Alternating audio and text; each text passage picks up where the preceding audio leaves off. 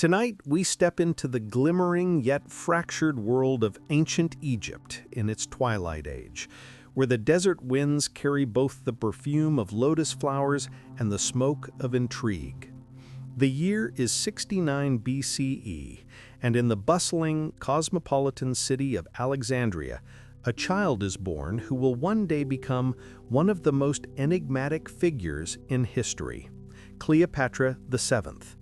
Her story begins not in an empire of rising glory, but in a dynasty already cracking under its own weight, where neighbors press at the borders and family members whisper against one another in candlelit halls.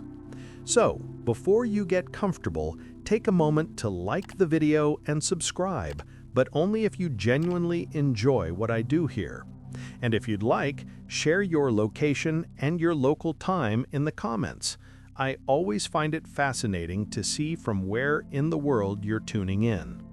Now, dim the lights, let the room settle, and let's drift into tonight's journey together. The Ptolemaic dynasty, by the time Cleopatra arrived, was already a grand but wobbling structure. Imagine a glorious marble palace whose paint is cracking, where servants rush to keep the water fountains running even as the pipes beneath are rusting away. Egypt had once been the beating heart of civilization, pharaohs commanding armies, pyramids scraping the skies, temples humming with chants that echoed across eternity. But Cleopatra's Egypt was different. Her ancestors were not native Egyptian, but Macedonian Greeks, descendants of Ptolemy I, one of Alexander the Great's generals. Alexander had stormed across the known world with lightning speed, and when he died young, his empire splintered. Egypt went to Ptolemy, who promptly crowned himself pharaoh. By the time Cleopatra was born, that dynasty had ruled for almost 300 years. Yet its rulers had become less like pharaohs and more like quarrelsome aristocrats with crowns. They bickered with each other, married their siblings, sometimes several at once, which kept family dinners awkward, and leaned heavily on Rome, the upstart superpower rising in the West. Cleopatra arrived in this world as the third daughter of Ptolemy XII, nicknamed Auletes, the flute player. And yes, historians still argue whether he actually played the flute well or whether the nickname was a not-so-subtle jab at his reputation for enjoying music and wine far more than governance. Ptolemy XII's reign was a mess of debts and desperate diplomacy. He borrowed so heavily from Roman bankers that his own people resented him, and he bribed Roman politicians to keep his crown secured. The irony? Egyptians themselves referred to him as the new Dionysus, tying his image to the god of wine, merriment, and, frankly, questionable decisions. Cleopatra's mother remains more of a shadow in the historical record. Some scholars believe she was Cleopatra V Tryphena, a woman who may have shared both blood and throne with Ptolemy XII. Others suggest Cleopatra's mother might have been a concubine, perhaps even Egyptian, by birth. A possibility that, if true, would make Cleopatra the first of her dynasty with native Egyptian blood. Historians still argue whether this was the case, though it would explain why Cleopatra later embraced Egyptian culture more fully than her Greek predecessors. Little Cleopatra's infancy unfolded in the palace at Alexandria, a city designed by Alexander the Great himself, boasting a lighthouse counted among the 7 wonders of the world, and a library whose shelves groaned with scrolls containing the collective knowledge of centuries. Outside the palace walls, traders shouted in Greek, Egyptian, Hebrew, and Latin, their voices blending with the braying of donkeys and the clatter of amphoras filled with wine, oil, and grain. Alexandria was not just Egypt's crown jewel, it was the Mediterranean's glittering hub. And within this hub, Cleopatra was cradled not just by wet nurses and attendants, but by centuries of expectations and curses alike. The palace air she breathed was scented with imported spices, cinnamon from Arabia, frankincense from Nubia. But beneath that sweetness lay the bitter tang of uncertainty. Her father's throne was unstable, and every royal birth was a political event.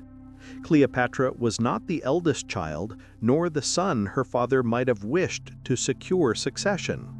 Yet from the start, whispers followed her. The child had sharp eyes, alert even in the cradle, as if she was studying the ceiling mosaics and planning how best to outmaneuver them. Of course, this is almost certainly retrospective storytelling. No infant plots coups, but it reflects how deeply her reputation for cunning would later be woven into even the earliest descriptions of her. And while she gurgled in her nursery, Rome loomed in the background like a lion licking its lips. The Republic was expanding eastward, swallowing territories one by one. Egypt's fertile Nile Valley, its grain shipments that fed half the Mediterranean, and its gleaming ports made it a prize too tempting to ignore. Cleopatra was born into a dynasty that needed Rome but feared Rome, depended on its money but despised its grasping hands. That tension would shape her entire life as she grew up watching envoys arrive from Rome with smug faces and heavy purses, ready to buy influence. There's a quirky detail often left out of Cleopatra's birth story. Her father, Ptolemy XII, may have literally bought his crown back from Rome during her early years. He had been temporarily ousted and fled to the Eternal City, where he spent his time lobbying senators and throwing gold at anyone who would listen. When he returned to Egypt victorious, thanks to Roman support, it was with Rome's fingerprints all over his throne. Imagine Cleopatra as a young child watching her father try to act like a pharaoh while everyone whispered that he was more a client of Rome than a king in his own right. That contradiction, pharaoh or pawn, would haunt her family and drive her ambitions later. In the palace nurseries, Cleopatra would not have been alone. Siblings swirled around her, sisters and brothers, each with their own tutors, nurses, and attendants. And if palace life offered soft beds, silks, and honeyed figs, it also came with sharpened knives. Ptolemaic tradition had a simple but terrifying rule. Siblings were rivals, and rivals were often eliminated. Historian after historian has marveled at just how often members of the dynasty murdered one another, sometimes even sharing power publicly, while plotting poisonings privately. It was less Happy Family Portrait and more a Game of Thrones, except with more eyeliner. As the infant Cleopatra grew into a toddler, she was probably already absorbing lessons in survival without realizing it. A raised voice in the corridor, a cousin suddenly sent away, a servant disappearing overnight. These things were not random, they were the background music of her childhood. And yet, amid this tension, she also learned the rhythms of Egyptian life. The annual flooding of the Nile, the ceremonies honoring gods like Isis and Osiris, the festivals where priests carried statues of deities through torchlit streets while crowds sang and danced. While her Macedonian ancestors often kept themselves aloof from Egyptian religion, Cleopatra would eventually embrace it fully, seeing herself as Isis incarnate. But in those early years, it was perhaps simply the comforting sound of chants drifting through palace windows that soothed her as she fell asleep. And so Cleopatra's first breaths were taken in a world of contradiction, wealth and instability, grandeur and decline, foreign dependence and native pride, a dynasty of marble perched on sand. She did not yet know that she would become its most famous child, nor that her name would echo through millennia. But the stage was already set, and the curtain had already begun to rise on the last great act of Egypt's royal drama. Cleopatra's earliest memories were shaped not only by marble halls and mosaic floors, but also by the constant hum of both beauty and danger. Childhood in the Ptolemaic palace was like being raised inside a gilded cage. The food was rich, the tutors plentiful, the tapestries dazzling, and yet every shadow might hide an enemy. For a young princess in Alexandria, luxury and rivalry were inseparable companions. Her palace world stretched across sprawling courtyards, with columns painted in vivid blues and reds, gardens perfumed with roses, and fountains splashing cool water in the hot Mediterranean sun. The young Cleopatra's feet would have pattered across polished stone, past statues of gods with serene smiles, and under painted ceilings glittering with golden stars meant to mirror the heavens. Servants and eunuchs watched over her and her siblings, not just for protection, but to ensure none wandered too far into the wrong chamber or asked the wrong questions.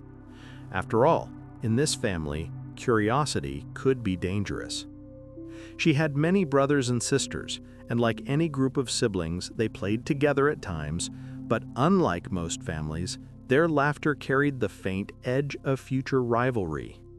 Cleopatra's older sisters, Berenice IV and Cleopatra VI, the numbering of Ptolemaic Cleopatras is frankly the stuff of scholarly headaches, already had a taste of what it meant to seize and hold power. Her younger siblings, including Ptolemy XIII and Arsinoe IV, would one day fight her bitterly for the throne. Imagine the strange lullabies of this palace, whispered warnings, court gossip about poisoned figs, and bedtime stories of uncles who met sharp ends. Family game nights must have been tense. Cleopatra's education was what set her apart, even in these early years. Unlike many of her predecessors who clung to Greek culture and neglected the Egyptian tongue, Cleopatra learned languages with astonishing zeal. It is said she spoke not only Greek and Egyptian, but also Hebrew, Aramaic, and perhaps even Ethiopian and Median. Later accounts claim she could converse with ambassadors in their own language without interpreters, a skill that must have been nurtured from childhood. In her classrooms, scrolls would have been unrolled across cedar desks, papyrus inked with Greek tragedies, mathematical puzzles, and treatises on astronomy. Her tutors, likely some of the finest minds pulled from Alexandria's famed library, sharpened her intellect. And all the while, young Cleopatra was absorbing the art of rhetoric, the rhythm of persuasion, and the importance of listening. Outside the palace, Alexandria buzzed like a beehive. Ships docked in its harbors, their sails billowing like the wings of seabirds, bringing spices, silks, wines, and gossip from across the Mediterranean. Philosophers debated in the colonnades. Scholars labored in the library, copying scrolls in hushed voices, and priests carried offerings to Isis in great processions. Cleopatra grew up in this swirl of ideas and cultures, where Greek theater and Egyptian ritual lived side by side. She likely joined the crowds during festivals, watching torchlit processions, hearing hymns rise against the night sky, and catching glimpses of both reverence and revelry. Childhood for her was not isolation, it was immersion in a city where the world gathered. But back within the palace, things were less festive. The children of Ptolemy XIII lived under the shadow of their father's precarious rule. He was often absent, sometimes in Rome, sometimes locked away in negotiations with creditors or rival factions. When he was home, the atmosphere could be erratic. Ptolemy XIII, called Alutes, had the reputation of being more fond of music and luxury than the sober business of governance. Cleopatra might have heard his flute drifting through the halls late at night, a sound that was beautiful and yet strangely sad, a reminder that her father was more entertainer than strategist. One could almost imagine her rolling her eyes, the way a daughter might sigh at a father's late-night karaoke session. Her sisters were the sharper concern. Berenice IV, in particular, was ambitious. When their father was briefly driven out of Egypt, it was Berenice who seized the throne, proving that daughters in this dynasty could be as ruthless as sons. Young Cleopatra would have watched this with wide eyes, perhaps realizing earlier than most children that family loyalty was fragile and that survival required both caution and charisma. Historians still argue whether the sisters competed directly during these early years, but what is clear is that Cleopatra grew up in an environment where rivalry wasn't an exception, it was the rule. There's a quirky detail that slips into some records of her youth. She may have been fascinated with everyday Egyptian customs, including cosmetics and perfumes. Later sources hint that Cleopatra experimented with balms and scents, perhaps even concocting her own blends. Imagine her as a curious girl sneaking into storerooms filled with alabaster jars, lifting lids to breathe in frankincense or myrrh, and smearing a bit of malachite powder on her eyelids while giggling with attendants. These seemingly playful experiments may have foreshadowed the queen who would one day turn makeup and presentation into powerful tools of diplomacy and seduction. The danger, though, was always close. Every child in the palace learned early how quickly a relative could become an enemy. Servants carried rumors like bees carried pollen, whispering about betrayals and plots. Cleopatra may have learned to keep her expressions guarded, to reveal only what she wanted others to see. And perhaps this explains why, even in later Roman accounts, she was praised not so much for conventional beauty, but for charm. Her ability to captivate simply by speaking or by making someone believe they alone held her attention. That sort of mastery does not appear overnight. It is born in childhood, in a palace where every word and glance could tilt the scales of fortune. While her siblings jostled and schemed, Cleopatra also absorbed the deeper rhythms of Egypt itself. Unlike many of her family members, she connected with Egyptian religion, possibly seeing in Isis not only a goddess, but a model of feminine power. This was unusual. Most of her dynasty kept their Greek identity intact, aloof from native Egyptian traditions. Cleopatra, even as a girl, seemed drawn toward bridging that cultural gap. Historians still argue whether this was a strategic calculation or genuine devotion. But whether born of politics or piety, it gave her a unique edge. Later, when she presented herself as Isis reborn, the seeds of that identity had been sown long ago in the palace corridors where Greek statues and Egyptian carvings stood awkwardly side by side. And so Cleopatra's childhood was a study of contrasts. By day, she wandered sunlit gardens, learning geometry from Greek tutors and listening to myths recited in rolling cadences. By night, she lay awake, listening to muffled arguments in the next chamber, knowing that each sibling was both companion and rival. Luxury wrapped her in silks, but danger whispered at the door. She was a child of the Ptolemaic dynasty, born into privilege, trained in intellect, and raised in an environment where love and rivalry braided together like reeds by the Nile. Cleopatra was barely a teenager when the weight of Egypt began to settle onto her slender shoulders. Childhood in Alexandria, with its tutors, perfumes, and cautious games among siblings, was swiftly replaced by the heavier air of rule.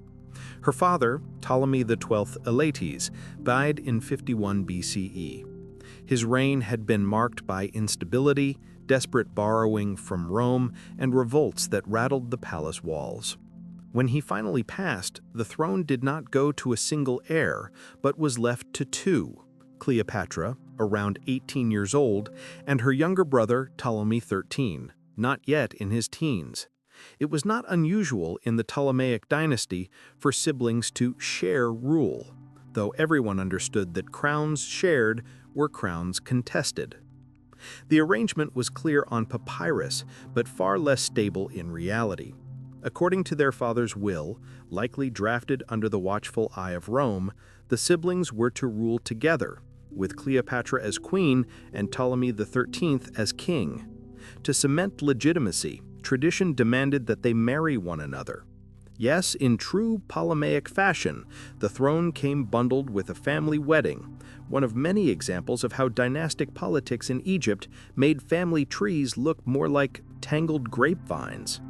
Historians still argue whether Cleopatra embraced this arrangement willingly or tolerated it as a formality. But one thing was certain: though her brother's name appeared beside hers on official decrees, Cleopatra intended to rule alone. Her first taste of power was not subtle. Coins minted during those early years feature Cleopatra's face prominently, while her brother's image was minimized or absent. She signed royal documents without Ptolemy XIII's co-signature, an act that must have rankled the boy's regents, who were eager to control the throne on his behalf. In the ceremonial language of kingship, Cleopatra was already declaring, "This is my Egypt." She moved decisively to win the people's favor. Unlike her Greek-leaning ancestors, Cleopatra spoke Egyptian fluently. When priests at the temples recited hymns, she could answer in their tongue. When farmers from the Nile Valley petitioned for grain relief, she could listen without a translator. This alone made her unique in a dynasty that had long felt foreign to its subjects. Imagine the shock of ordinary Egyptians when their queen not only appeared in the regalia of Isis, but actually spoke to them in their own language. It would be like a modern politician suddenly switching from rehearsed sound bites to speaking in the everyday dialect of the people. Small wonder Cleopatra's popularity began to grow, even as her brother's circle tightened against her. The world outside the palace, however, was anything but supportive. Egypt's economy staggered under the weight of her father's debts to Rome. Harvests had faltered. Grain prices soared. Discontent brewed like storm clouds. And in the background, Rome loomed, its senators eager to keep Egypt compliant. Cleopatra quickly learned that wearing a crown was not the same as holding power. It was, in many ways, a gilded invitation for trouble. Her court swirled with factions. Advisors, generals, and high priests whispered to her one day and her brother's regents the next. Cleopatra had allies among the intellectual elite, those who respected her education and charisma. But her enemies, particularly the eunuch Pothinus and the general Achilles, gathered around Ptolemy XIII. They saw the young boy as easier to manipulate, a pliable king they could steer. Cleopatra, on the other hand, was too sharp, too independent, and, perhaps most dangerously, too popular with the people. In these early years, she also began displaying the wit and flair for theater that would become her trademark. She understood that appearances mattered as much as decrees.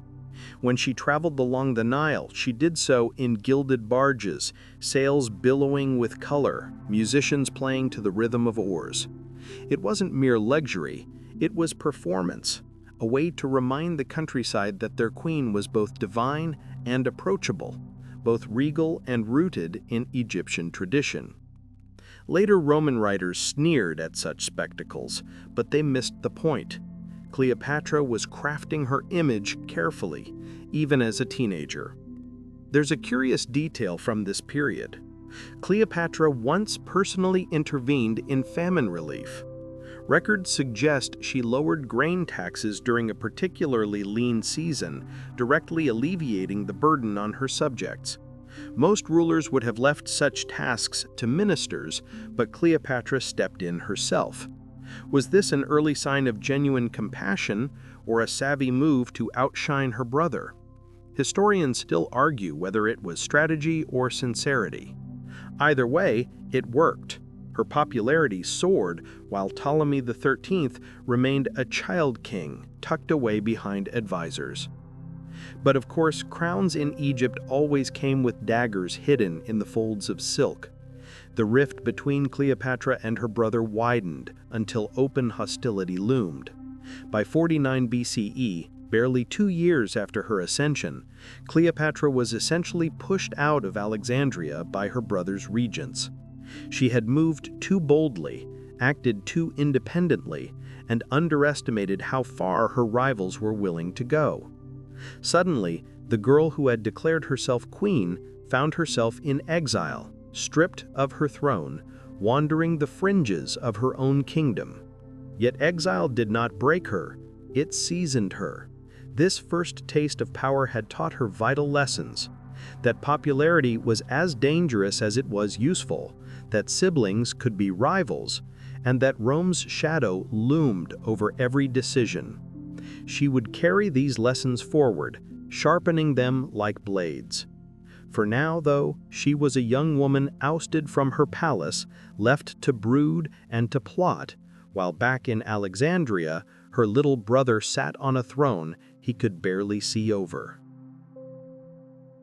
Exile is never gentle, especially for someone who has tasted the throne. For Cleopatra, barely 20, the silks and perfumes of Alexandria gave way to dust, uncertainty, and the sharp taste of betrayal. In 49 BCE, she found herself driven out of her own kingdom by the combined will of her brother Ptolemy XIII's regents, chief among them the eunuch Pothinus, the general Achillas, and the rhetorician Theodotus. They had grown weary of her independence, her refusal to be the decorative co-queen they desired. To them, Cleopatra was too clever, too popular, too unwilling to be handled. Their solution was elegant in its cruelty: edge her from power, force her into exile, and let her wither on the margins. The young queen, however, was not one to wither. She slipped out of Alexandria with a handful of loyal followers, her household stripped to the bone, her treasury light, her authority reduced to a name and a memory. Yet Cleopatra's mind, sharpened since childhood among siblings who treated rivalry as blood sport, was already plotting her way back. She traveled east into the deserts and borderlands where mercenaries sold their swords, where minor rulers might be swayed by promises of gold or influence. For Cleopatra, exile was not an ending, it was a staging ground. The landscape she crossed was harsh, dry winds carrying grit into every fold of clothing, the Nile's lush banks quickly giving way to barren stretches. But exile also freed her from the suffocating intrigue of Alexandria's palace. Out here, power was simpler. It belonged to whoever could hire soldiers, secure allies, and inspire loyalty. Cleopatra, with her quick tongue and uncanny ability to make others feel seen, did exactly that. She began assembling a force, recruiting mercenaries who respected her determination even if they questioned her resources. Imagine the conversations by firelight, Cleopatra leaning forward, eyes glinting in the glow, promising warriors that their gamble would not only earn them gold, but also bind them to the destiny of Egypt's true ruler. Meanwhile, back in Alexandria, Ptolemy XIII's regents made the mistake of believing exile had ended the matter. They underestimated how much sharper Cleopatra's resolve became once stripped of her comforts. They also underestimated the storm gathering far beyond Egypt's borders. Rome was once again tearing itself apart, this time in the civil war between Julius Caesar and Pompey the Great. Pompey, fleeing defeat, sought refuge in Egypt. The regents, eager to curry favor with Caesar, murdered Pompey as soon as he arrived, presenting his severed head as a gruesome offering. It was a political blunder of operatic proportions. Caesar, upon landing in Alexandria in 48 BCE, was horrified both at the barbarity of the act and at the arrogance of Ptolemy's advisors. Cleopatra saw her opening. She understood that the road back to power no longer depended solely on mercenaries and desert camps. Rome had walked directly into Egypt, and Rome's power broker was Julius Caesar himself. If she could secure his favor, she would not just return to Alexandria, she would return triumphant, carried on the shoulders of Rome's most powerful man. But how to get to him when her brother's regents barred her from the palace and watched the roads with hawk-eyed suspicion? Here is where myth and history blurred deliciously. Ancient writers tell us Cleopatra smuggled herself into Caesar's presence by dramatic means. Some say she hid inside a rolled carpet carried by a servant straight into Caesar's chambers, where she emerged like a gift unwrapped. Others claim it was a linen sack. Historians still argue whether the carpet story is fact or theatrical embellishment, but either way, the symbolism is irresistible. Cleopatra, the exiled queen, bursting into the Roman general's presence with flair and audacity. This was no passive princess waiting for rescue. This was a woman staging her comeback with showmanship. Caesar, nearly 50 and already weathered by decades of campaigns, found himself confronted by a young queen in exile, brilliant, ambitious, and utterly fearless. Cleopatra spoke with eloquence, switching languages as easily as shifting her gaze, and presented herself not as a supplicant, but as the rightful ruler of Egypt, wronged by conspirators. She needed an ally. Caesar needed stability in Egypt, that granary of Rome. Their interests aligned, and their fates entwined. Cleopatra's return to Alexandria was swift and blood-soaked.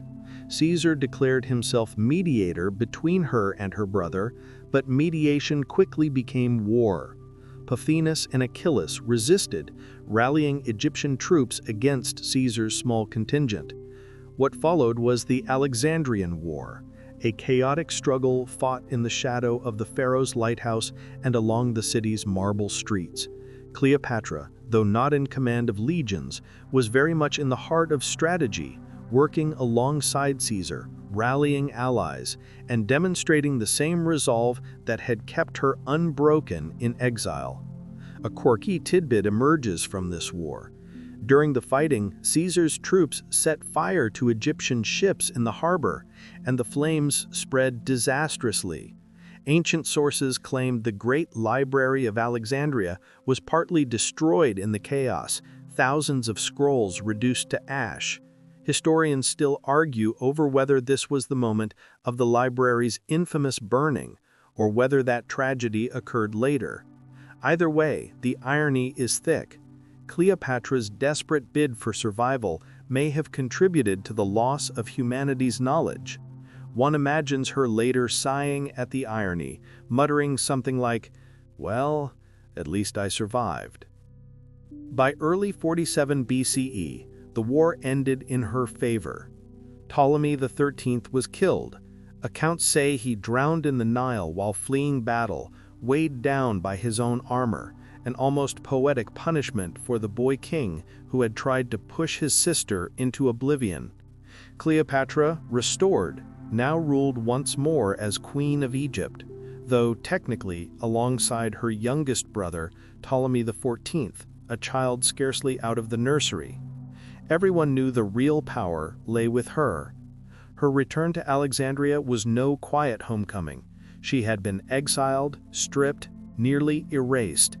Now she entered the city in triumph, her head high, her alliances secure, and her enemies either dead or scattered.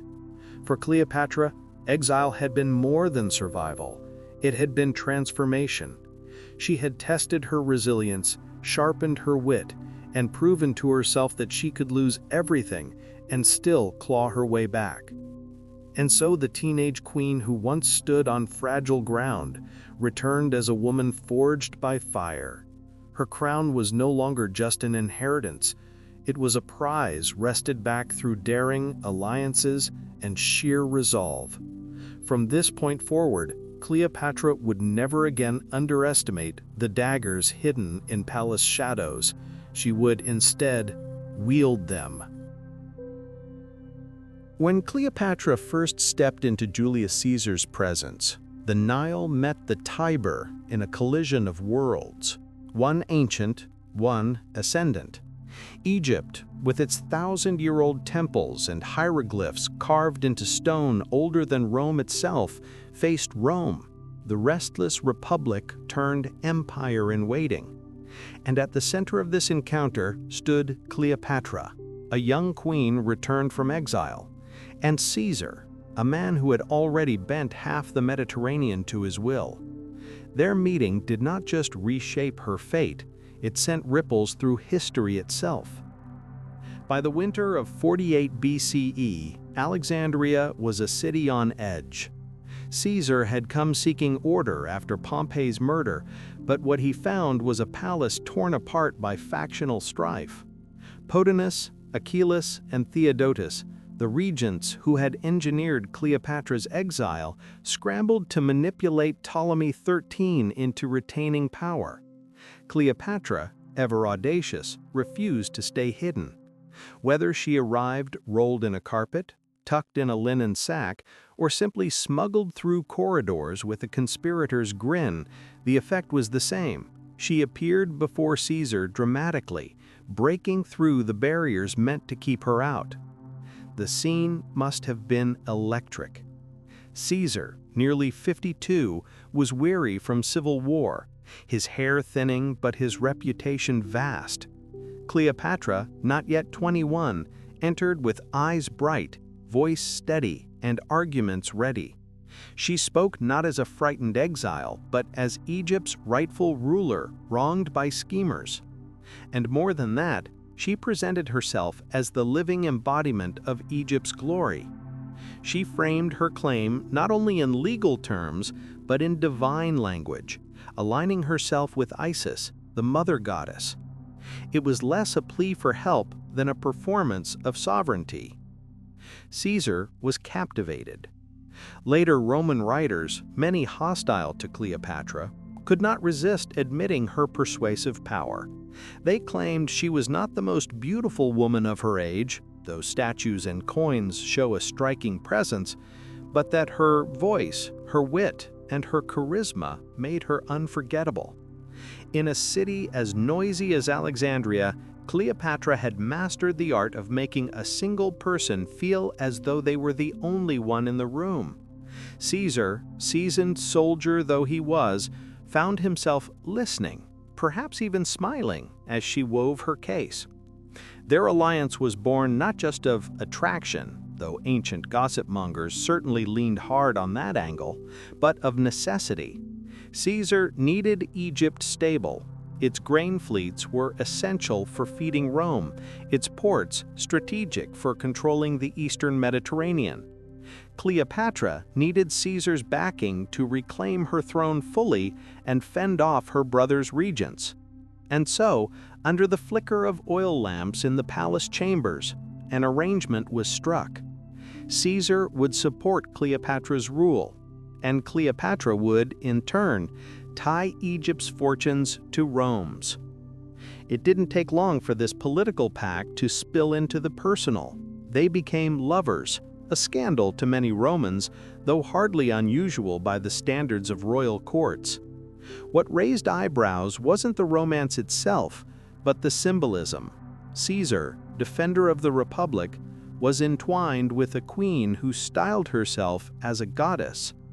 Whispers spread of Cleopatra's influence, of her hold over Caesar's decisions, of her golden voice steering Rome's most powerful man. Historians still argue whether she truly bewitched him or whether Caesar, pragmatic as ever, simply enjoyed the alliance and the company in equal measure. Their partnership was immediately tested by fire. The Alexandrian War erupted, with Ptolemy XIII's regents raising an army against Caesar's small force.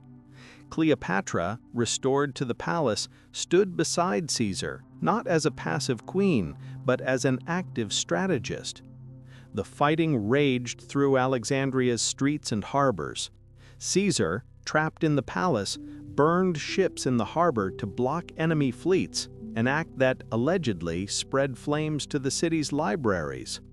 Whether or not the Great Library truly perished then remains debated, but the image endures, Cleopatra's return to power coinciding with knowledge itself going up in smoke. A tragic trade, though Cleopatra might have wryly noted that papyrus can be recopied, but thrones cannot. The fighting culminated with Ptolemy XIII's defeat.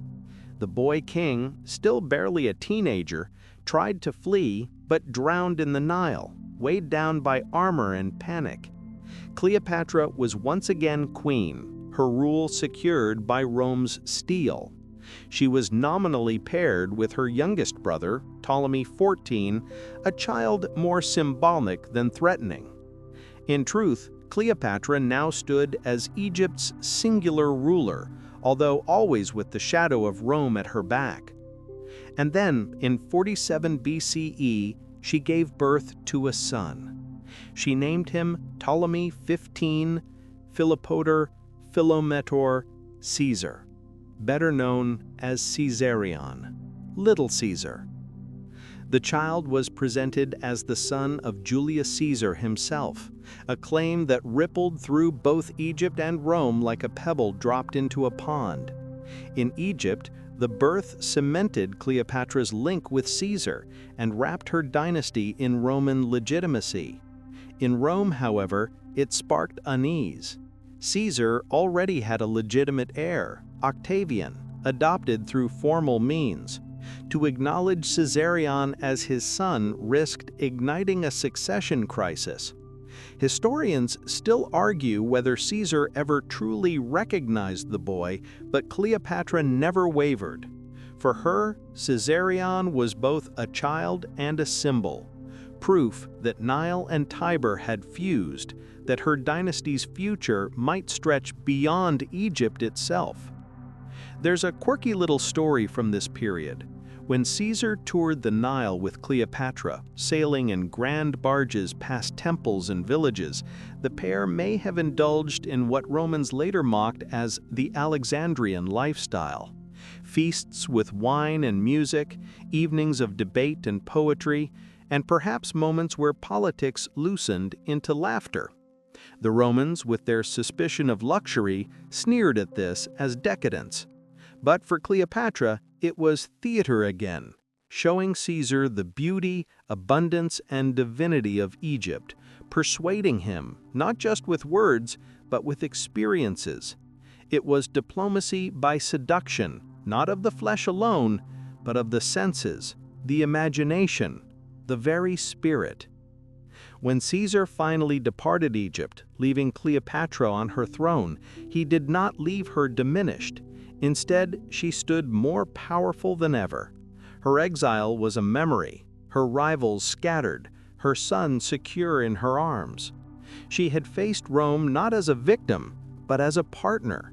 But with Rome, partnership was always precarious. The same alliance that raised her could one day topple her.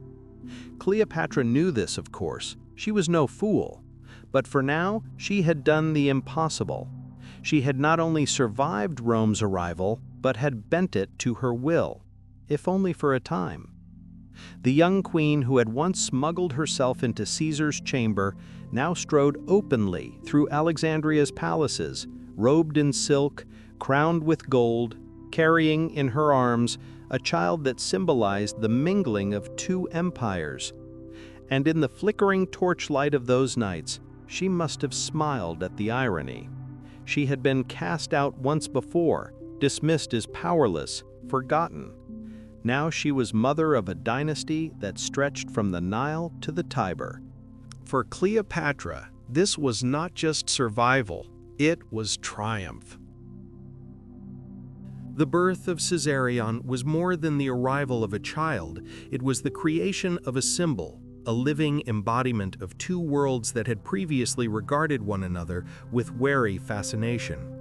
Egypt, land of pharaohs and gods, and Rome, the brash new titan, found themselves entangled in a single infant's existence. Cleopatra, sharp-eyed as always, recognized immediately that her son was not just her heir, but her greatest piece of living propaganda. He was her bridge between Nile and Tiber, the boy who might secure her throne, and, if fortune tilted just right, reshape the destiny of empires. The child's full name, Ptolemy XV Philopator Philometor Caesar, was a mouthful even by dynastic standards, but every syllable carried weight. Philopatar meant beloved of his father, Philometor beloved of his mother, and then there was that Roman echo, Caesar. Cleopatra had not chosen lightly. By presenting her child as Caesar's son, she entwined his lineage with Rome's most powerful man, making denial nearly impossible. Of course, in Rome, many would scoff. Caesarion, little Caesar, they muttered, with the kind of disdain reserved for gossip whispered over wine. Historians still argue whether Julius Caesar himself acknowledged the boy as his blood. Roman sources lean toward skepticism, but Cleopatra acted as if the matter was beyond dispute. For her, perception was reality, and she wielded both like a blade. Motherhood, for Cleopatra, was not the soft retreat into private life that later poets might romanticize. It was politics, sharpened and polished. From the moment Caesarion squawked in the palace chambers, Cleopatra began weaving him into a tapestry of myth-making. She paraded him not merely as a prince, but as divine offspring, presenting herself as Isis incarnate and Caesar as Osiris reborn. The imagery was intoxicating. The eternal mother goddess cradling her divine child, Egypt renewed in flesh and spirit. In festivals, statues, and inscriptions, Cleopatra made sure the people of Egypt understood this was not just a royal baby, it was the continuation of a sacred order. Life at court became a stage for this new story. Courtiers bowed not only to the queen, but to the infant, his presence reshaping ceremonies that had once revolved solely around Cleopatra. Visitors from abroad marveled at the spectacle. Some found it inspiring, others saw it as dangerous hubris. After all, in a world where legitimacy was everything, Cleopatra had raised the stakes. Her son was both a gift and a target. Rivals whispered that Caesarion was an illegitimate pretender, while loyalists swore he was the hope of Egypt. Yet beyond the politics and pageantry, one imagines Cleopatra in quieter moments, holding her child in chambers perfumed with lotus oil, tracing his cheek with her finger, humming old Egyptian lullabies. She may have been a strategist, but she was also a mother. Ancient sources rarely linger on such moments. But it is hard to imagine she did not savor the soft sighs and gurgles, the warmth of a tiny hand gripping her own. Perhaps she smiled at the irony that the fate of nations rested on a baby who found more delight in rattles than in royal decrees. Of course, Roman commentators could not resist spinning these intimate ties into scandal. They painted Cleopatra as manipulative, a seductress using her child to snare Caesar into her coils. They sneered at what they saw as Egyptian theatrics, rolling their eyes at processions where mother and son appeared as gods on golden barges. But what they mocked was in truth strategy. Cleopatra understood the Roman mind better than most Romans. By tying Caesarion to Caesar's name, she introduced a question that would haunt Roman politics for decades. What if the heir of Caesar was not in Italy, but in Egypt? One quirky story has Cleopatra hosting elaborate feasts where Caesarion, though still an infant, was presented in miniature regalia, his tiny head weighed down by a symbolic crown. Guests, especially Roman envoys, would be invited to toast his health, while Cleopatra smiled serenely, knowing full well the discomfort it provoked. Imagine the scene: seasoned generals forced to raise goblets to a swaddled child who could barely sit upright. Awkward? Absolutely. Effective? Undeniably. Meanwhile, Caesar himself, back in Rome, faced a tangle of politics. Publicly, he never declared Caesarion his heir. Octavian, his grand-nephew, filled that role.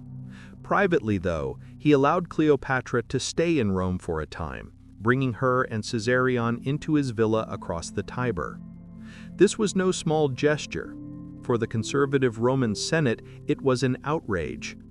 Here was their leader flaunting a foreign queen and her child, treating them as honored guests, while matrons muttered and senators fumed.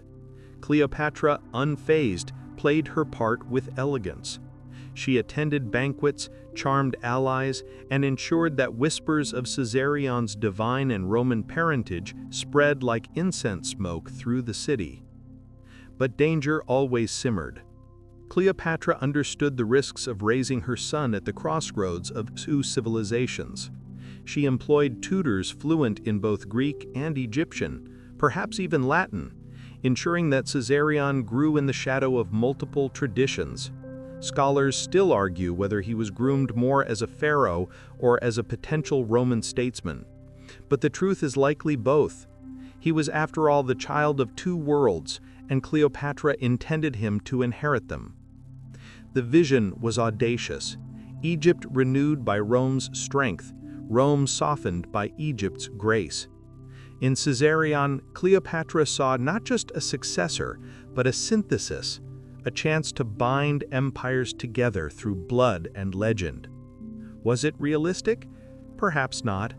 But dreams have a way of steering reality, especially when carried in the arms of a queen who refused to accept limits. As Caesarion grew, his presence only amplified Cleopatra's myth-making. Artists depicted him at her side, hieroglyphs declared him co-ruler, and in temples his name was inscribed alongside hers. She made sure the people saw mother and child as one, inseparable. It was both tender and ruthless, a fusion of love and ambition. The boy was her anchor and her banner, a reminder that her dynasty still pulsed with life even as the old Ptolemaic world crumbled. Yet beneath the silk banners and painted reliefs, there must have lingered an undercurrent of anxiety. Cleopatra could control her court, she could shape her image, but she could not control Rome. She must have wondered in those hushed midnight hours when even Alexandria's streets fell quiet. Would Rome accept her son, or would it crush him? Would Caesarion be remembered as the child who united two worlds, or as the last fragile ember of a dying line? But for now, she pushed those fears aside. In her arms, Caesarion was not a pawn, but her triumph. She had outlasted rivals, survived exile, seduced the most powerful man of the age, and birthed a son who embodied her vision of a future no one else dared to imagine. He was her answer to every insult, her rebuttal to every doubt. And so, on warm evenings along the Nile, as lotus lanterns floated across the water and the air buzzed with music and cicadas, Cleopatra would appear with her child, radiant as Isis with Horus. The crowd would cheer, the priests would chant, and for a moment all doubts fell silent. Egypt still lived. Egypt still dreamed. And its future was wrapped in the laughter of a boy who belonged to two worlds. Spectacle was Cleopatra's second language. If words and alliances were her weapons, pageantry was the stage on which she wielded them. She understood, perhaps better than any monarch of her age, that rule was not only about law or armies, but about theater, about what people saw and how it made them feel. For a queen of Egypt, descended from a line that had grown increasingly fragile and precarious, image was survival. And Cleopatra, with a keen sense of drama, built her reign upon a foundation of spectacle. Alexandria, the glittering city of marble and mosaics, founded by Alexander the Great, was the perfect canvas for her art. Its broad streets, its lighthouse towering above the harbor, its bustling agora filled with merchants from across the Mediterranean, all provided a stage upon which Cleopatra could script her rule. She transformed festivals into operas of loyalty, where priests proclaimed her as Isis made flesh, and musicians filled the air with pipes and drums. Markets and temples were decorated with banners in shimmering hues. Processions wound their way through avenues, and the people, dazzled, whispered her name with awe.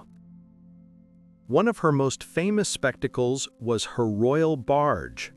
Imagine a floating palace gliding across the Nile, its sails dyed purple, the color of royalty and divine power, billowing in the wind. The prow gleamed with gold, oars dipped in unison, and servants perfumed the air with incense. Cleopatra herself would recline beneath a canopy, her attendants fanning her with peacock feathers, while musicians played, and the riverbanks filled with spectators craning their necks for a glimpse. To her people, she was not just a queen, but a goddess drifting down their sacred river. To foreign visitors, she was a reminder that Egypt, even in decline, could still outshine the world in splendor. Of course, spectacle alone was not enough. Cleopatra paired it with shrewd politics. She knew how to make a show serve a purpose. When emissaries from distant kingdoms arrived, they were not simply received, they were overwhelmed. Banquets were staged with towering tables groaning under the weight of roasted meats, figs, honeyed wine, and delicacies from across her realm. Guests dined on golden plates, drank from jeweled goblets, and listened to poetry recited in multiple languages. And all the while, Cleopatra steered conversations with wit and precision, ensuring her visitors left not only impressed, but indebted, aware they had sat in the presence of someone larger than life. One mainstream fact often cited, Cleopatra spoke multiple languages, perhaps as many as 9. This allowed her to bypass interpreters and speak directly with envoys, further enhancing her aura of command. Imagine the effect. A Nabatean merchant steps into the palace expecting a stiff, formal audience, and instead, the queen greets him in his own tongue, with a clever remark about desert trade routes. Such moments linger in memory long after gold and jewels fade. Cleopatra understood this intuitively, wielding language as both bridge and blade. And then there were the quirky tales, the ones that made Roman gossip circles buzz. The most famous, perhaps, her legendary banquet wager. Cleopatra, so the story goes, once bet Mark Antony that she could host the most expensive meal in history. On the second course, she removed a pearl earring, enormous, lustrous, and worth a king's ransom, dropped it into a goblet of vinegar, watched it dissolve, and then drank it. Whether or not this ever truly happened is debatable, but the story endured because it captured the essence of Cleopatra: audacious, theatrical, and unafraid to shock her audience into awe. These displays weren't empty indulgence, they were calculated assertions of power. Egypt's wealth came from grain, papyrus, glass, perfumes, and luxury goods coveted across the Mediterranean. By flaunting abundance, Cleopatra reminded allies and enemies alike that she controlled resources Rome itself depended on. Each glittering show was a veiled warning: underestimate her, and you underestimated Egypt's enduring wealth. Historians still argue whether Cleopatra's theatrics were excessive or brilliantly pragmatic. To some, they were the desperate flares of a queen propping up a fading kingdom. To others, they were masterstrokes of statecraft, keeping Egypt relevant in a world increasingly overshadowed by Rome. What is clear is that the spectacles worked. They carved Cleopatra's image into memory. Even hostile Roman writers, eager to smear her reputation, could not resist recounting her grandeur in detail. Their disdain only amplified her legend. But spectacle wasn't confined to public theater. Cleopatra applied it to her private image as well.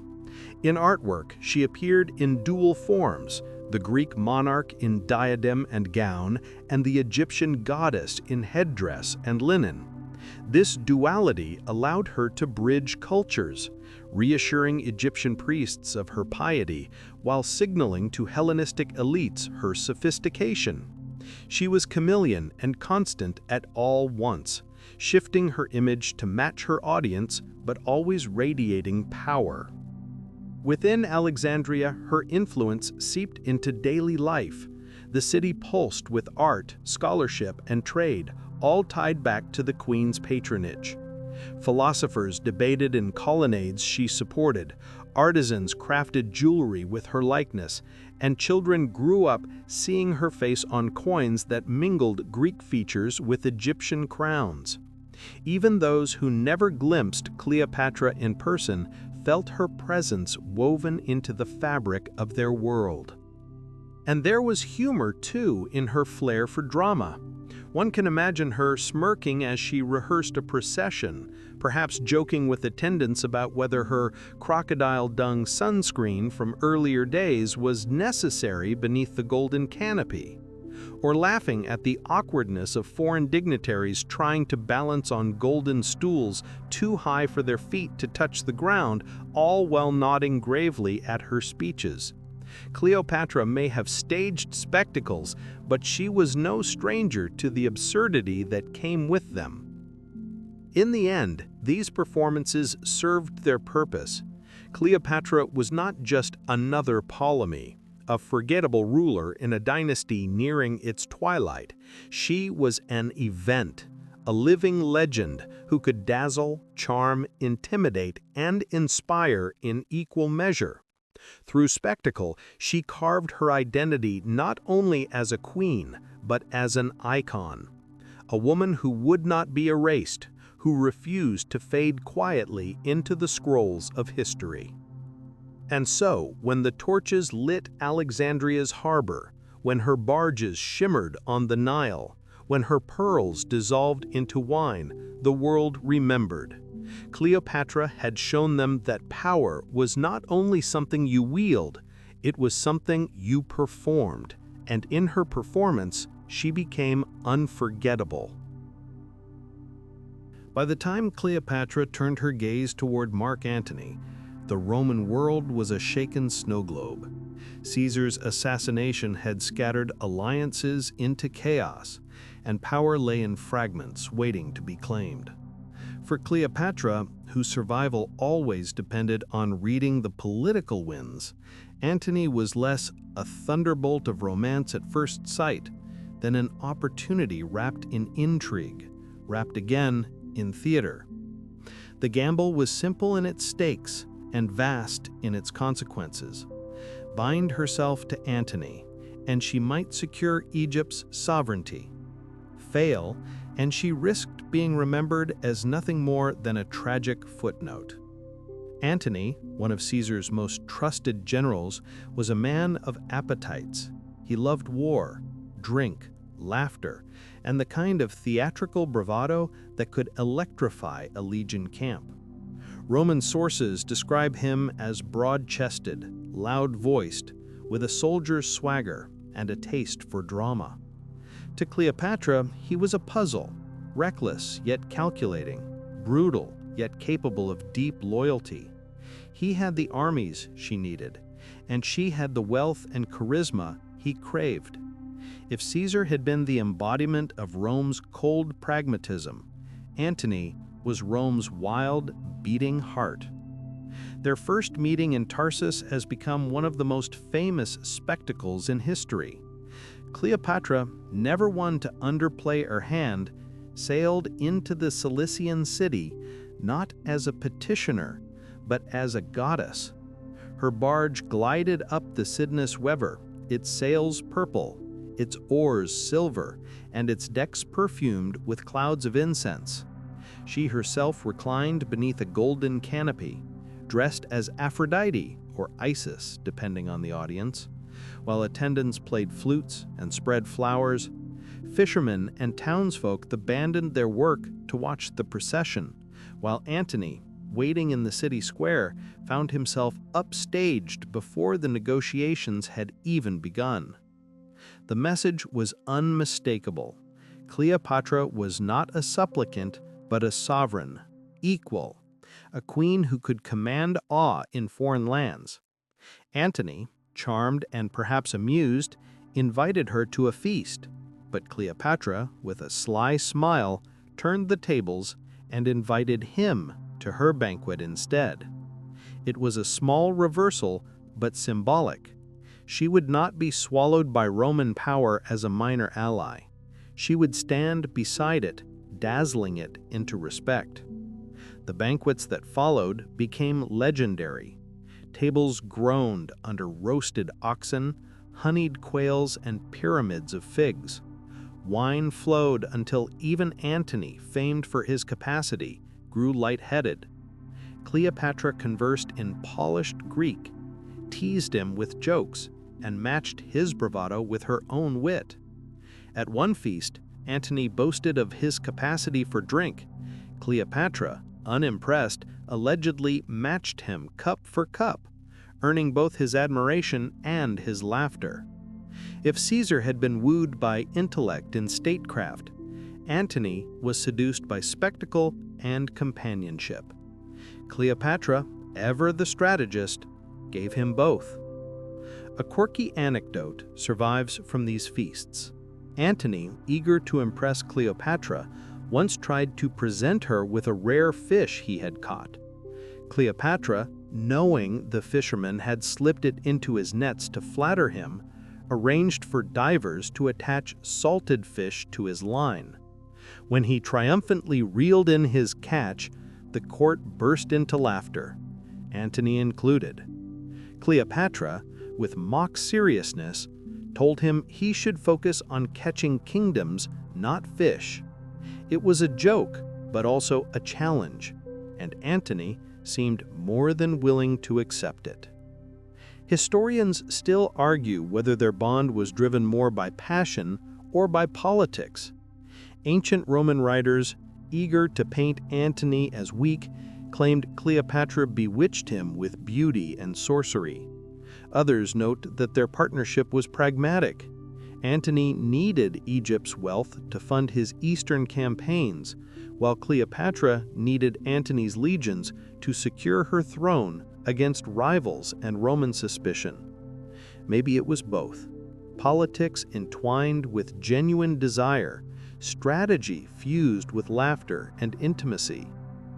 Their relationship quickly became more than personal. Cleopatra returned to Egypt with Antony's blessing, securing her rule once again. Soon after, she bore him twins, Alexander Helios and Cleopatra Selene II, further binding their fates. To the Egyptian people, the union signaled continuity. Their queen was not isolated, but entwined with Rome's mighty general. To Rome, however, whispers grew louder. Cleopatra was becoming not just a client queen, but a force shaping one of Rome's most powerful men. The politics of the Mediterranean were now their shared stage. Antony launched campaigns against Parthia, Cleopatra funded his armies with Egyptian wealth, and together they presented themselves not merely as allies, but a kind of royal duo, king and queen of the East. When Antony paraded through Alexandria, not as a Roman commander, but as a Hellenistic monarch at Cleopatra's side, the symbolism was impossible to miss. Rome might have its Senate, but here in the East, power looked and felt different, lavish, divine, and theatrical. One mainstream fact, the donations of Alexandria, where Antony publicly distributed eastern territories to Cleopatra and their children, scandalized Rome. Cleopatra Selene was declared Queen of Cyrene, Alexander Helios was granted Armenia and Media, and little Caesarion was proclaimed King of Kings. To Romans, this was treasonous pageantry, Antony crowning foreigners in defiance of Rome's traditions. To Cleopatra, it was destiny being staged for all to see.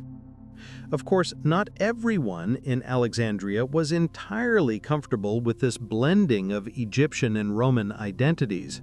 Some Greek elites grumbled that Cleopatra leaned too heavily into her goddess persona, while traditionalists fretted over Antony's foreign embrace. But Cleopatra pressed forward, doubling down on her vision. She believed spectacle could silence doubt, that abundance and grandeur could sweep away hesitation, and for a while it did. The gamble was intoxicating. Cleopatra and Antony presenting themselves not as queen and consul, but as a new Alexander and Isis, rulers who would reshape the Mediterranean. In torchlit processions, in feasts that stretched till dawn, in whispered promises beneath golden canopies, they wove together a story that enthralled their supporters and terrified their enemies. But every gamble carries risk. For every Alexandrian dazzled, there was a Roman senator sharpening his knife. For every pearl dissolved in vinegar, there was a whisper in the forum that Antony had abandoned Roman virtues for Eastern excess. Cleopatra knew this, though perhaps she hoped that with Antony's love and Rome's grain supply in her hands, she could bend even the stubborn heart of Rome. For now, though, the gamble seemed to be working. Cleopatra had secured not only her throne, but a partner willing to share it in spirit and in spectacle. She had turned survival into triumph, weaving passion and politics into a single shimmering fabric. And as torches flickered across the Nile, as Antony laughed too loudly at her feasts, and little children with mixed bloodlines toddled through marble halls, Cleopatra must have thought the future could still be hers. Alexandria, in the years of Cleopatra and Antony, was a city where night seemed reluctant to end, where torches blazed long after the moon had sailed overhead, and where the palace became the center of a living myth. If Cleopatra had always ruled by spectacle, then with Antony at her side, she elevated the performance into something approaching theater on a cosmic scale. Theirs was no ordinary court. It was a stage upon which power, pleasure, and politics mingled so tightly that it was impossible to tell where one ended and the other began. For Alexandrians, the sight of their queen and her Roman consort was nothing short of intoxicating. Antony, who had once marched dusty roads with legionaries, found himself wrapped in silk and perfumed air, reclining at Cleopatra's banquets while musicians played and dancers spun until dawn. Cleopatra, already a master of charm, now had a partner whose appetite for excess matched her flair for pageantry. The result was nights that became the stuff of legend, golden evenings where politics dissolved into laughter, where plots were whispered in the same breath as poetry, and where wine flowed like the Nile in flood.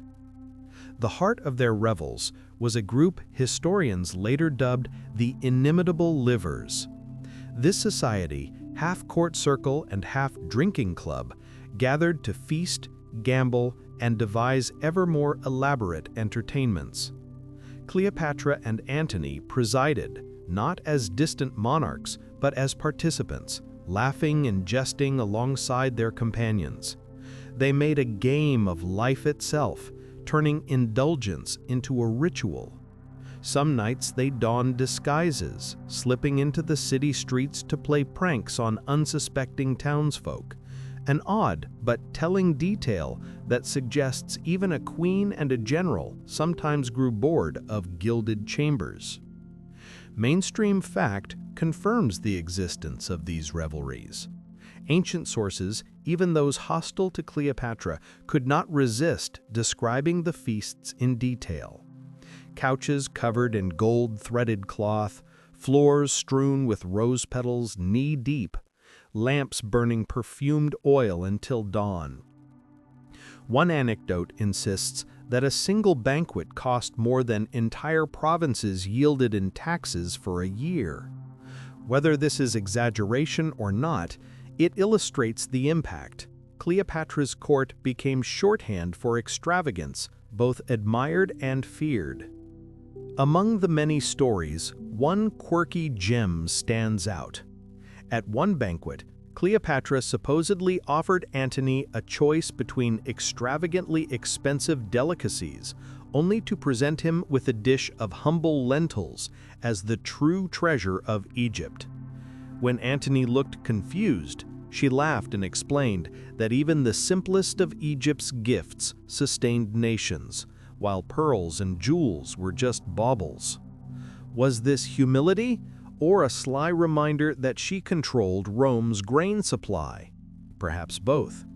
Cleopatra's humor, laced with politics, never missed its mark. Historians still argue whether these nights were signs of decadence or deliberate statecraft. Roman writers, eager to tarnish Antony, claimed he had gone native, corrupted by Cleopatra's Eastern luxuries. To them, the feasts were proof of decline, a general who had traded Roman discipline for Egyptian indulgence. Yet another perspective sees these nights as propaganda. Antony and Cleopatra presented themselves as living gods, their abundance proof of divine favor. In a world where prosperity equaled legitimacy, every overflowing table and glittering hall declared, "We are chosen.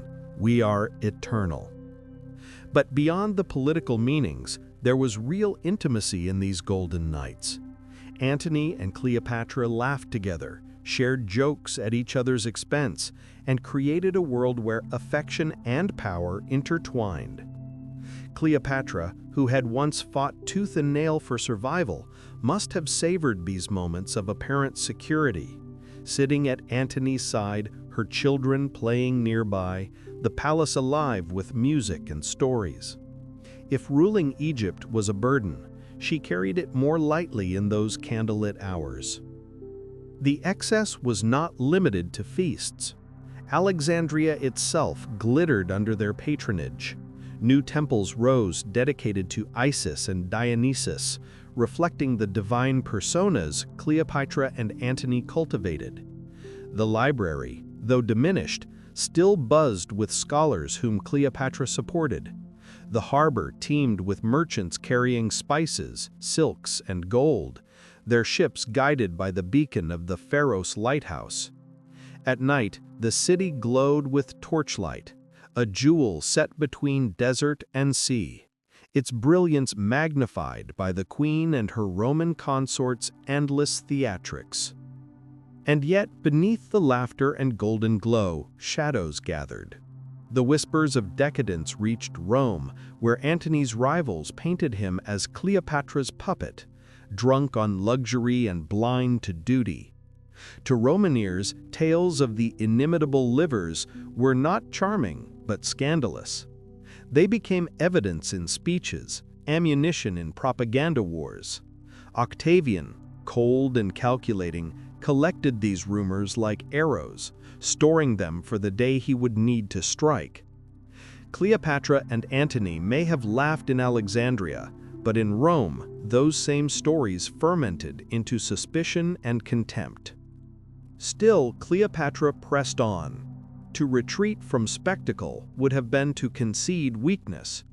She knew her people needed grandeur to believe in their queen's divinity, and Antony needed reassurance that their bond was not fragile, but fated.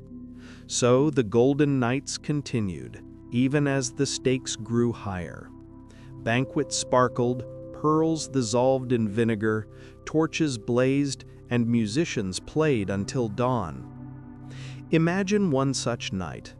Cleopatra reclining on a couch in a hall fragrant with myrrh, her bracelets glinting in lamplight. Antony, booming with laughter, claps a companion on the back while dancers whirl to the rhythm of drums. In a corner, poets recite verses comparing the queen to Isis, while servants refill goblets as fast as they are drained. Outside, the city hums with its own life. Fishermen hauling nets, scholars scratching papyri, children chasing each other through alleys. Inside, the palace glows, as if the very stars had descended to earth. To the world, Alexandria in these years seemed enchanted, caught between history and myth. And Cleopatra, queen of spectacle, ruled not only by decree but by memory, ensuring that anyone who saw her court would never forget it. Whether it was decadence, divinity, or both, those golden nights stitched her legend into eternity. Rome, that restless city forever perched between reverence and suspicion, had once admired Cleopatra's brilliance from afar. But admiration has a short shelf life in politics, and soon the glitter of Alexandria's golden nights began to sour in Roman imagination. Whispers carried across the Mediterranean, of banquets drowning in wine, of generals lured into beds scented with myrrh, of Antony parading himself as a mock pharaoh rather than a Roman statesman. Octavian, the ever-patient strategist, collected these whispers and sharpened them into weapons, each story a dagger aimed at Cleopatra's heart and Antony's reputation. Cleopatra, in Octavian's carefully cultivated propaganda, ceased to be a queen. She became a caricature, the archetypal temptress. Gone was the image of a shrewd ruler balancing a fragile kingdom. Instead, she was painted as a sorceress, a woman whose perfumes ensnared men, whose gaze stripped them of reason. To Roman ears, already primed with old anxieties about Eastern decadence, this was both scandalous and convincing. After all, hadn't Antony once been a hero of Rome, a general who fought beside Caesar himself? Now he was whispered about as Cleopatra's captive, Rome's strength draped in Egyptian silk. Mainstream historical fact confirms that Octavian unleashed a calculated smear campaign. Ancient speeches and coinage alike painted Antony as enslaved by Cleopatra. One coin minted by Octavian bore the image of the goddess Victory, not in Rome, but seated on a crocodile, an unmistakable jab at Egypt's supposed corruption of Roman virtue. Pamphlets accused Antony of abandoning his lawful wife, Octavia, Octavian's own sister, for an alien queen. Every scandal was magnified. Even the couple's playful antics in Alexandria, their so-called inimitable livers club, were twisted into proof of reckless indulgence. Among the more curious stories circulated in Rome was the tale that Cleopatra kept Antony under her control through potions, charms, and perhaps even witchcraft. Roman satirists claimed she carried spell books, whispered incantations, and used exotic Egyptian talismans to enslave his mind. Quirky as it sounds, this idea stuck.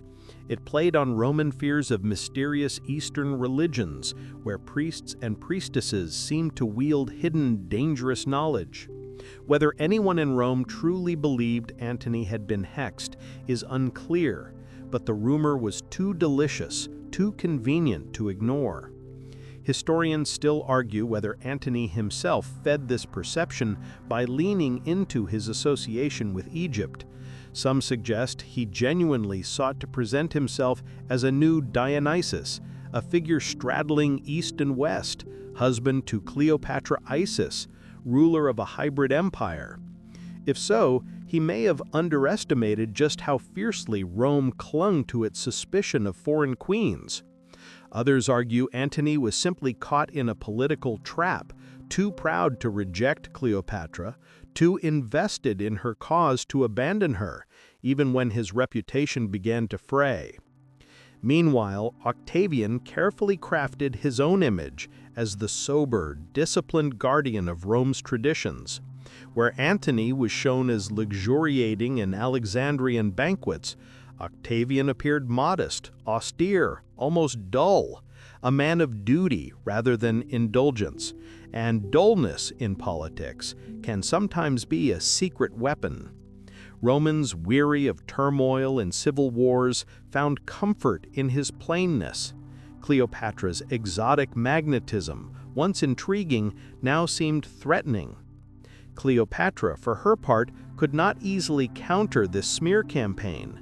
She ruled from Alexandria, not the Forum, and her image traveled only as far as her emissaries and Antony supporters could carry it. The Mediterranean, vast though it was, could not muffle the drumbeat of Octavian's rhetoric. Even Antony's military preparations were framed as proof of Cleopatra's manipulation, armies not for Rome, but for her. Imagine for a moment the atmosphere in Rome. Senators whispering in marble corridors, wives clutching their stoles as they gossip in the atrium, pamphleteers sketching obscene cartoons of Antony reclining on Cleopatra's lap. Romans had a knack for cruel humor, and satire became another weapon in the arsenal of political war. Yet behind the jokes and propaganda, real anxiety brewed. Cleopatra's presence in Antony's life meant something far larger than gossip. It suggested a possible shift of power away from Rome itself.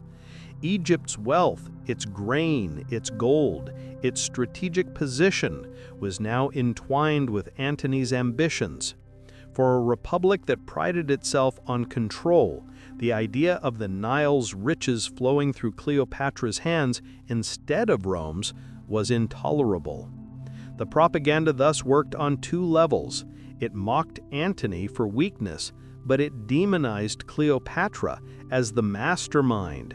She became not simply a foreign queen, but the enemy of Roman order, a woman whose influence threatened to unravel the republic's very fabric.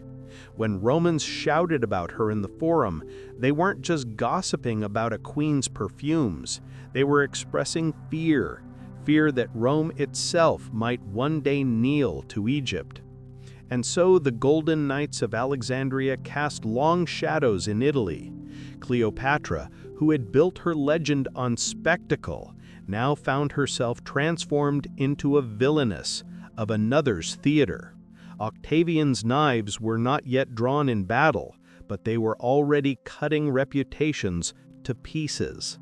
Cleopatra, queen of spectacle, was now the villainess in Rome's most dangerous play.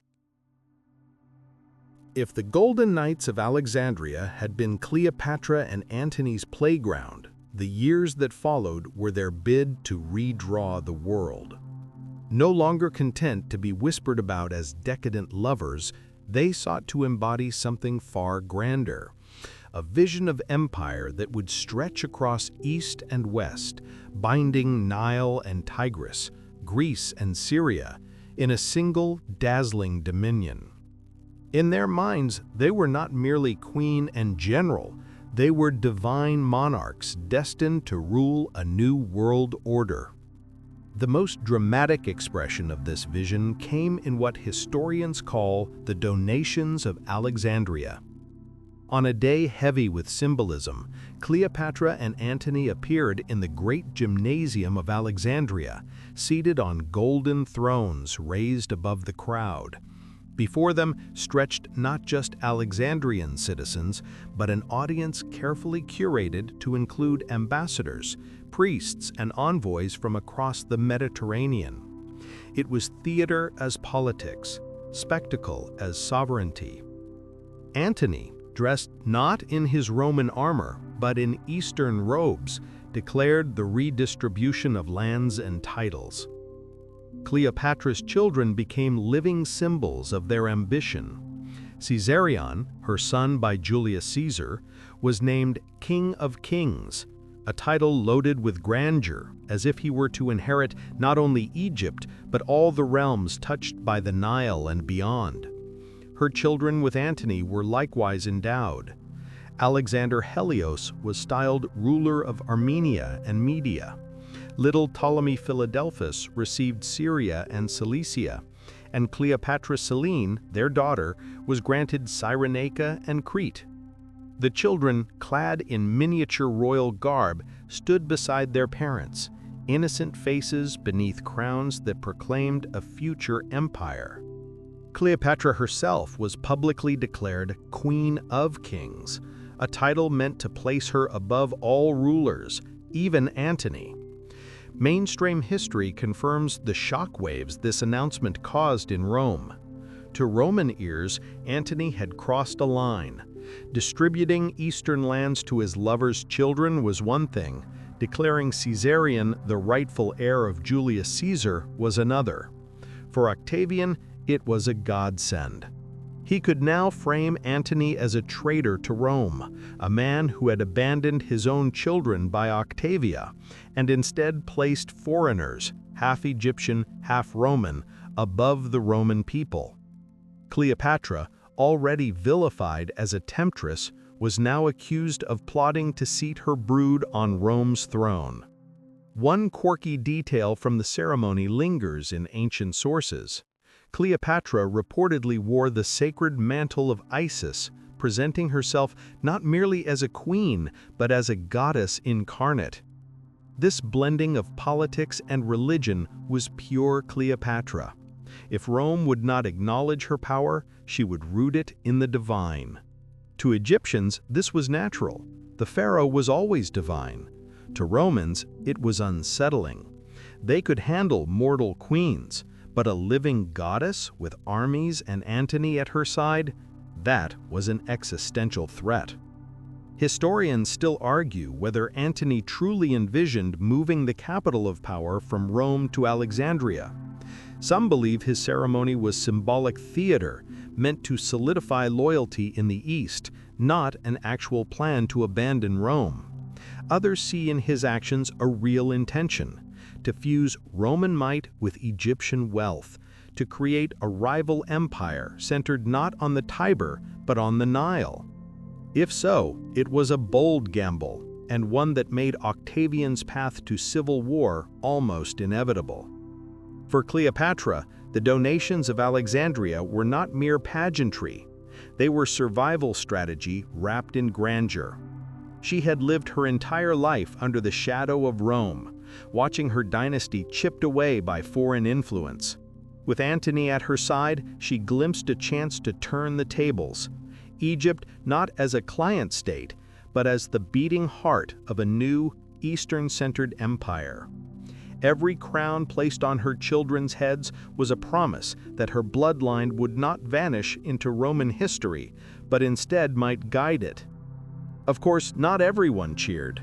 In Alexandria, the spectacle was intoxicating, but in Rome, senators seethed. Even Antony's allies squirmed. Giving away territories that Rome considered its rightful spoils was not just arrogance, it was sacrilege. The Senate murmured, pamphleteers sharpened their pens, and Octavian quietly gathered the outrage into a weapon he could soon unleash. Picture that fateful day in Alexandria. Incense thick in the air, golden thrones gleaming in the sun, children blinking under heavy crowns, Cleopatra radiant in Isis's mantle, Antony standing tall at her side. The crowd cheers, waves of sound bouncing off marble colonnades.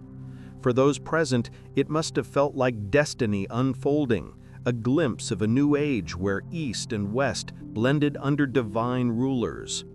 Yet even as the applause rose, so too did the distant rumble of war. Rome would not tolerate rivals, especially not rivals crowned by Egypt. Thus, the donations of Alexandria became both the height of Cleopatra's ambition and the spark of her undoing. For a brief, shimmering moment, she and Antony stood as architects of a new empire, their children enthroned as heirs to kingdoms that had not yet been conquered. It was audacity wrapped in silk, dreams inscribed in gold. But dreams, no matter how gilded, are fragile things when set against Rome's iron will. The dream of empire, so boldly proclaimed in Alexandria's gymnasium, did not linger long before reality came crashing in the form of sails and steel. The year was 31 BCE, and the place that would decide Cleopatra's fate lay not on the lush banks of the Nile, but in the salt-sprayed waters off western Greece. Actium. There, beneath the Mediterranean sun, the tides of history shifted, and the queen who had once dared to crown her children rulers of half the known world found her empire shrinking by the hour. The stage was set for confrontation between Antony and Cleopatra on one side and Octavian on the other. Octavian had carefully maneuvered events, ensuring that the war was not framed as Roman against Roman, but as Rome defending itself against Cleopatra, the foreign queen. In official declarations, Antony barely appeared. Octavian made Cleopatra the villain, accusing her of seeking dominion over Rome. That was shrewd propaganda because few Romans wanted another civil war, but they could be convinced to fight a just war against an ambitious foreign monarch. By the time fleets gathered near Actium, Antony's position was already precarious. Supplies ran thin, allies faltered, and desertions grew by the day. Cleopatra, however, was no passive queen observing from shore. She had brought with her Egypt's formidable naval forces, some say over 200 ships, many laden not only with soldiers but also with treasure. Her presence was both Antony's strength and her burden. For his supporters, Egypt's resources were vital. For his critics, her command was proof that he had become her servant. Mainstream fact holds that Antony's fleet numbered about 500 ships at the outset, though many were heavy, slow-moving leviathans compared to Octavian's more agile squadrons commanded by Agrippa, Octavian's brilliant admiral. Agrippa seized the tactical initiative early, cutting Antony off from supply lines and harassing his larger ships with quick, punishing raids. The noose tightened with each passing week, and morale dwindled. Among the more curious details of this campaign is the rumor that Cleopatra outfitted her flagship not only with weapons, but with lavish comforts, purple sails, gilded sterns, and a throne-like seat from which she could direct her forces. Whether this is literal truth or Roman exaggeration, the image of Cleopatra upon a floating palace captured imaginations. To Octavian's propagandists, it was a delicious symbol of luxury colliding with Roman grit, a queen reclining among silks while Rome's disciplined legions closed in. Historians still argue whether Cleopatra's presence at Actium was strategic brilliance or disastrous vanity. Some contend that her ships and supplies were indispensable and that Antony could not have mustered a credible force without her. Others believe that her involvement gave Octavian the perfect narrative weapon, allowing him to claim Antony was fighting for Egypt, not Rome. Still others suggest she insisted on attending not out of vanity, but out of necessity. She could not risk Antony losing and leaving her vulnerable in Egypt. When battle finally came, it was chaos. The sea churned with oars and fire, the clash of rams against hulls, the cries of men fighting and drowning. Antony's massive ships struggled to maneuver. Octavian's lighter vessels darted in and out, striking like wasps. The fighting dragged on for hours, smoke curling above the water. Then came the moment that sealed Cleopatra's legend. Her fleet, still intact, suddenly broke formation and fled southward. Here lies one of history's most debated mysteries. Why did Cleopatra order retreat? Some claim she panicked when the tide turned against Antony. Others argue it was prearranged, that she knew defeat was inevitable and sought to preserve her forces for Egypt. Still others whisper of a signal misunderstood, Antony misinterpreting her movements as flight when they were part of a larger strategy. Whatever the truth, the sight of Cleopatra's sails catching the wind shattered Antony's resolve. Abandoning the battle, he leapt aboard a smaller vessel and pursued her, leaving his fleet leaderless. The consequences were catastrophic. Antony's navy, robbed of its commander, crumbled. Ships surrendered or were destroyed, men thrown into chains or left to drift. Octavian's victory was nearly bloodless compared to what might have been. Agrippa's efficiency ensured the battle was decisive without being needlessly drawn out. But for Cleopatra and Antony, the cost was immeasurable. The dream of empire dissolved in the foam of Actium's waves. Imagine the silence aboard Cleopatra's ship as Antony climbed aboard after abandoning the fight. The air heavy with salt, the smell of smoke still clinging to his hair, the weight of betrayal or perhaps inevitability hanging between them. The queen who had once dazzled the world with her audacity now faced the bitter reality of defeat. Antony, the great general, had chosen her over his men, confirming Rome's worst accusations. The queen and her consort sailed away together, united in love perhaps, but also in shared ruin. Back in Alexandria, the news landed like a stone in the Nile. The city that had cheered during the donations now braced for Rome's vengeance. The golden nights of revelry felt like distant memories as fear crept into the marble halls. Cleopatra still possessed wealth, fortresses, and armies, but Actium had stripped away her aura of invincibility. The horizon darkened with Octavian's sails, and even the most loyal Alexandrians wondered how long her queen could hold back the tide. Actium was not just a battle lost, it was a turning point in myth. To Romans, it was the moment Antony abandoned duty for passion, Cleopatra abandoned courage for flight, and Octavian proved himself master of destiny. To Egyptians, it was the moment their queen's star began to fall, even as she clung fiercely to what remained.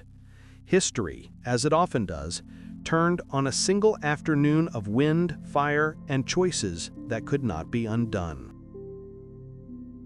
Alexandria, once the glittering stage of Cleopatra's triumphs, became her cage. After Actium, the queen returned to her capital not as mistress of a growing empire, but as a woman preparing for siege. The harbor that had once welcomed fleets bearing silks, spices, and scholars now braced itself for Rome's steel. The same marble colonnades that had echoed with laughter during the Golden Nights now heard whispers of fear, the rustle of armor, and the hurried steps of those looking for exits before it was too late. Cleopatra was no stranger to reversals of fortune. Her youth had been shaped by palace intrigues and exiles, but this moment was different. The safety nets that had always caught her in the past were gone. Rome was united under Octavian's banner. Antony's prestige lay shattered on the waters of Actium. Still, she did not collapse into despair. The queen who had seduced Caesar and dazzled Antony did what she had always done. She maneuvered. Her first strategy was to strengthen Alexandria's defenses. Granaries were stocked, city walls inspected, arsenals filled with whatever weapons could still be forged. Cleopatra poured treasure into fortifications, knowing that gold might buy time, even if soldiers' loyalty wavered. But she also knew that walls alone could not hold forever. So she turned to diplomacy, sending envoys to neighboring kingdoms, offering alliances, bribes, and promises. Few answered. The scent of defeat clung too heavily to her name. Kings who had once bowed to her splendor now avoided her emissaries like men stepping aside from a sinking ship. Mainstream historical fact records that Antony and Cleopatra attempted to reach out to Octavian, offering concessions. Cleopatra even proposed that Caesarion might be recognized as legitimate heir to Julius Caesar, a bargaining chip of staggering value. Octavian ignored the plea. His mind was fixed not on negotiation, but on final conquest. Rome wanted Egypt, not as a partner, but as a prize. Among the quirky tales of this desperate period is the rumor that Cleopatra experimented with ways of escaping Octavian's clutches should the worst come to pass. Some accounts suggest she tested poisons on condemned prisoners, gauging which mixtures brought swifter or gentler deaths. Whether this was cruel pragmatism or later Roman slander is unclear, but the image of the queen, robes trailing across stone floors as she studied prisoners writhing from venom, has haunted imaginations for centuries. To her, it may not have been sadism, but preparation, ensuring she and perhaps her children would not be paraded through Rome in chains. Historians still argue whether Antony's loyalty wavered in these final months. Some say he was crushed, his spirit broken after Actium, leaving Cleopatra effectively the sole strategist in Alexandria. Others insist he rallied at times, leading small skirmishes and urging the defense of the city with a general stubborn pride. The truth may lie in between. Antony, humiliated, yet still bound to Cleopatra, fought because he could not abandon her, even as he sensed the inevitable outcome. Within Alexandria, life narrowed. Once bustling marketplaces grew quiet, merchants uncertain if trade would ever recover. The famed library, already diminished by earlier fires, became an eerie refuge for scholars debating whether to stay or flee. Citizens muttered about food shortages and the rising price of grain. In the palace, Cleopatra kept up appearances. Feasts still held, music still played, though the laughter sounded thinner, the torches burning lower. It was theater of resilience, a performance to remind her people that their queen remained unbroken, even if her heart trembled.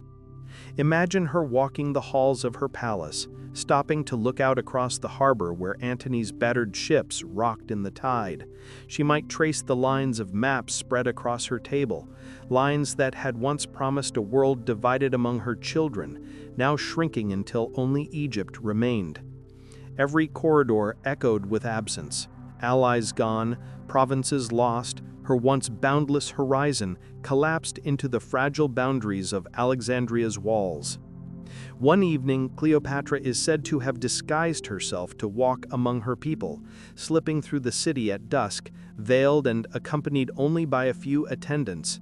She wanted to hear the mood in the streets, to know if Alexandrians still loved their queen or blamed her for the looming disaster. Some greeted her warmly, kissing the hem of her garment when they recognized her. Others turned away, eyes hardened by hunger and fear. The city's love was fraying, just as her alliances had. Yet, even in desperation, Cleopatra's wit endured. A story tells of her teasing Antony after a minor skirmish when his men claimed to have beaten back a Roman advance. She toasted him with watered wine, joking that at least he still ruled the kingdom of Alexandria's taverns. The humor was bittersweet, but it kept despair at bay for a moment. By the summer of 30 BCE, Octavian's legions closed in, their camps circling Alexandria like wolves around a wounded lion. Cleopatra prepared her last gambits. She sent secret envoys to Octavian himself, perhaps hoping to win clemency for her children, if not for herself. Some suggest she even considered betraying Antony, handing him over in exchange for mercy. Whether she truly intended this, or whether Octavian's chroniclers embellished the story, remains uncertain. But what is clear is that she weighed every option, every deceit, every risk for the survival of her bloodline. Alexandria itself, the jewel of the Mediterranean, braced for its final trial. The lighthouse still blazed, ships still creaked in the harbor, but the sense of inevitability thickened with each passing day. Cleopatra, once mistress of spectacle, was reduced to desperation's calculations. And yet, even cornered, even betrayed, even dwindling, she did not bow. The queen who had once dreamed of ruling a world now fought to keep even the memory of her reign alive. The siege of Alexandria could not last forever. By the summer of 30 BCE, Octavian's forces breached the city's defenses, and the end drew near. Cleopatra, watching from her palace windows, saw her empire dissolve street by street. The city's once bustling avenues became avenues of fear, the roar of battle echoing off marble colonnades where philosophers had once debated and children once played. Smoke curled above rooftops, and the air grew heavy with dust and despair. Antony, broken by defeat, still clung to scraps of honor. In a final attempt to rally, he rode through the city, but fewer and fewer men answered his call. When Octavian's soldiers pushed close to the palace, Antony's end came swiftly. Believing Cleopatra already dead, betrayed by rumors or by his own despair, he fell on his sword. Mortally wounded, he was carried to her chambers. There, bloodied and failing, he was lifted into Cleopatra's arms. Ancient accounts dwell on the moment, the queen's robes stained with his blood, her cries echoing through the palace. For all their extravagance and ambition, their story closed in a tableau of loss. Antony died, leaving Cleopatra alone to face the conqueror. Cleopatra's options narrowed to two: surrender or death. Octavian offered her a future of humiliation. She would be paraded in Rome as the exotic trophy of his triumph. The thought was intolerable. She who had entered the Forum rolled in a carpet to dazzle Caesar, who had sailed the Nile on a golden barge to enthrall Antony, could not abide becoming a chained exhibit. She would write her ending on her own terms, as she had written every act of her life.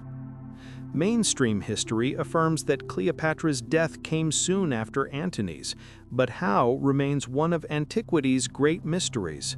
The most enduring tale is of the asp, a venomous snake smuggled into her chamber in a basket of figs. Cleopatra, dressed in her royal robes, supposedly lifted the serpent to her breast, allowing its bite to carry her into death. Her two handmaidens, Iris and Charmian, followed her into death, loyal to the last. When Octavian's men burst in, they found her lifeless, serene, the asp said to be slithering nearby. Yet the details resist certainty. Some sources claim she used a poisoned hairpin rather than a snake. Others describe a vial of venom, carefully hidden, uncorked at the final moment. The asp may be symbolic, a poetic flourish to crown her legend. Historians still argue whether Octavian allowed her to take her own life, preferring a clean legend to the mess of execution, or whether she managed the feat under his very nose, defying even his control. What is certain is that her death, however accomplished, became theater. Cleopatra made her final moment not one of despair, but of spectacle. Among the quirkier accounts, one suggests Cleopatra tested various poisons prior-hand, observing their effects on condemned prisoners. She sought a death neither too slow nor too agonizing, one that preserved her dignity. Whether true or exaggerated, it underscores her determination to remain the author of her fate. Even in death, Cleopatra was deliberate, curating how history would remember her. Picture the scene: the queen reclining on her couch, clad in royal finery, gold bracelets gleaming, her hair carefully arranged. Around her, the air thick with the scent of incense, her attendants quietly preparing to follow her into eternity. Perhaps she raised a goblet one last time, as if to toast the gods, or to mock Octavian from afar. Then, with a whisper or a silent gesture, she embraced death. In that act, she transformed defeat into legend. Octavian, arriving to claim his prize, found not a captive, but a corpse. His triumph was hollowed. He could parade her image, but not her body. He ordered her entombed with Antony, a final acknowledgement of their bond. The mausoleum became their stage, marble and shadow sheltering the lovers who had once dreamed of ruling the world. Cleopatra's death was tragedy, yes, but also performance. She denied Rome the satisfaction of breaking her. She chose myth over humiliation, legend over chains. In the centuries to come, poets, painters, and playwrights would seize upon her final act, To some, she was a seductress, undone by ambition. To others, a queen who defied an empire with nothing but her will. And to many more, she was both, a paradox that endures because she made it so. Her ending sealed her immortality. The asp, whether real or imagined, coiled its way into history, a symbol as potent as the queen herself. Cleopatra, last of the pharaohs, died as she had lived, on her own stage, under her own script, leaving the world to wonder at the truth, and more importantly, to remember the story. The queen was gone, but her shadow lingered. Octavian, soon to be Augustus, stood as master of Egypt and of Cleopatra's fate, even in death. Her treasures were carted off, her palaces stripped, her ships commandeered. The wealth of the Nile, which had dazzled Antony and Caesar alike, now gilded Rome's coffers. Gold and grain, statues and scrolls, all passed into the empire's hands. Egypt itself was reduced to a province, the personal possession of Augustus, who would ensure no other rival queen could rise there. Cleopatra's children, the last of her dynasty, were scattered by Rome's will. Caesarion, her eldest, the son of Julius Caesar, was quietly executed. Octavian could not risk a boy who carried both Ptolemaic blood and a claim to Rome's throne. The younger children, twins Alexander Helios and Cleopatra Selene, along with little Ptolemy Philadelphus, were paraded in Rome. Imagine the scene. A triumphal procession rolling down the Via Sacra, cheering crowds, gilded chariots, and in the midst of it, 3 bewildered children in chains of gold. To the Romans, they were trophies of conquest. To history, they were echoes of a dynasty extinguished. Yet fate, as always, scattered its seeds unpredictably. Cleopatra Selene, the daughter who shared her mother's name, survived the spectacle. She was married off to King Juba II of Mauritania, on Rome's western frontier. There she became a queen in her own right, ruling with wisdom and grace, importing Egyptian traditions into North Africa. Through her, fragments of Cleopatra's bloodline lived on. A curious, almost forgotten tidbit whispers that some later noble families of Europe claimed descent from Cleopatra Selene, as though her mother's legend found ways to seep into unexpected corners of the world. Rome, however, did not let Cleopatra's memory rest. Octavian's propaganda machine had already painted her as the dangerous temptress, the Eastern witch who bewitched noble Romans and nearly toppled their state.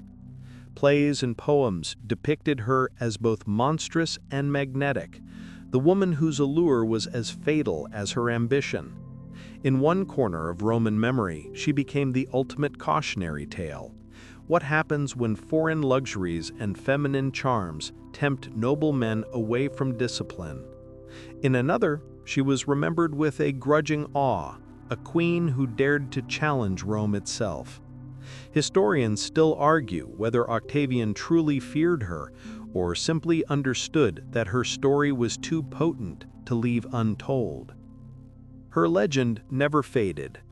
Medieval chroniclers turned her into a moral allegory, the queen who fell because of vanity, or the queen who died nobly for love. Renaissance painters draped her in silks and jewels, capturing her death scene with writhing serpents and languid gazes.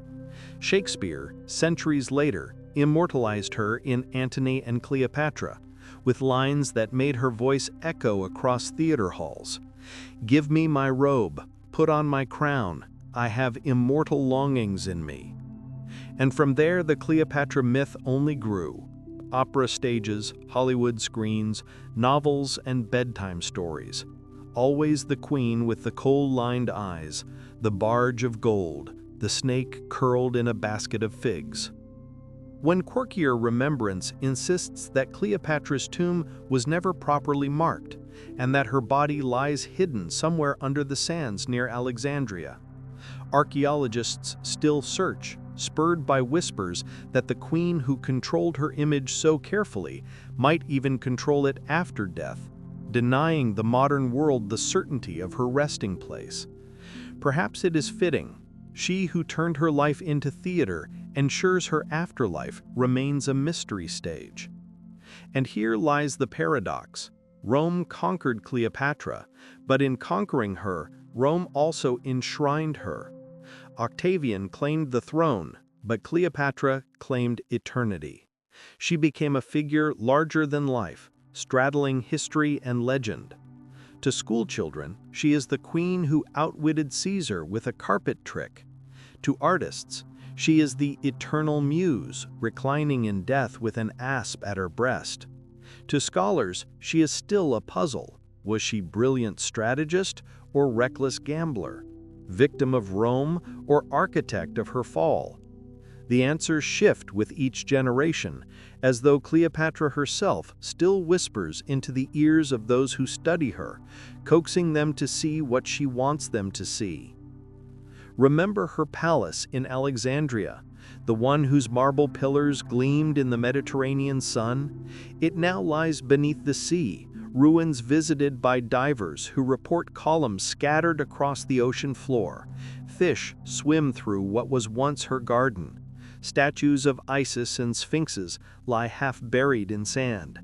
Cleopatra's city has literally sunk beneath the waves, but like her story, it endures in fragments, glimpsed and half imagined, always shimmering just beyond reach. So in the end, Cleopatra lives not in tombs or treasures, but in the minds of those who retell her story. From Egypt to Rome, from parchment to stage, from oil painting to cinema screen, her image has outlasted empires. The woman who styled herself as Isis made good on her promise. She became a goddess of memory, worshipped not in temples, but in tales. And if one listens closely, perhaps on a quiet night, with the Nile lapping against the shore or the faint rustle of pages turning in a dimly lit room, her story continues to unfold.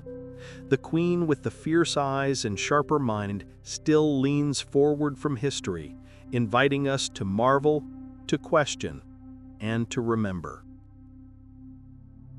And now, as the echoes of Cleopatra's story fade, let the noise of empire soften into silence.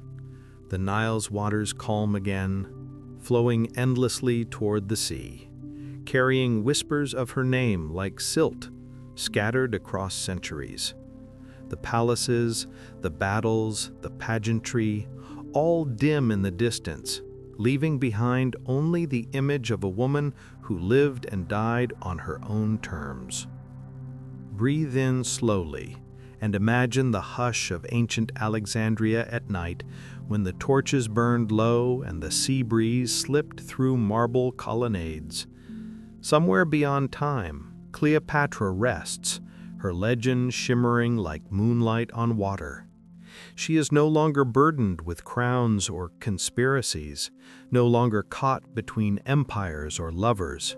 She has stepped beyond all that, into a place where stories simply drift. Let your mind grow soft around the edges. The voices of senators and generals, of poets and painters fall away. What remains is the gentle rhythm of waves, the rustle of palm fronds, the quiet hum of the night. Cleopatra's life, with all its triumphs and tragedies, becomes a lullaby, long, winding, and finally at peace. Allow yourself to follow her story into stillness. Imagine a candle guttering low, its flame bending, then easing into darkness. That same darkness embraces Cleopatra, and now it embraces you. She has become a memory, and you, too, can let go of the day, slipping gently into your own realm of rest. So close your eyes, let the tale dissolve into dream, and drift with the queen whose story never truly ends. For as long as her name is spoken, she lingers, not as a prisoner of Rome, but as a whisper in the night, guiding you into sleep.